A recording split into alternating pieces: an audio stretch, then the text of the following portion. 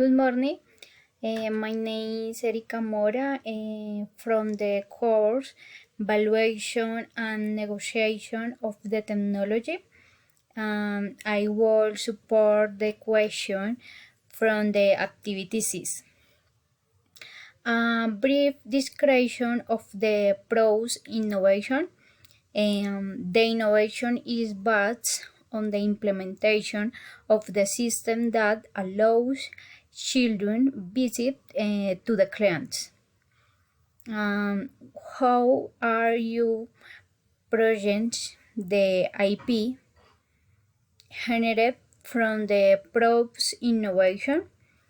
1 year contract was created in the which age of the clause to the which the service provider and the company that scope.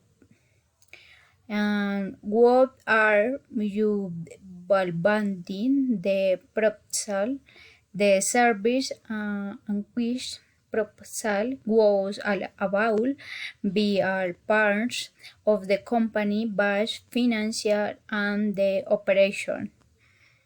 Under which condition are you going to the commercial the value proposal?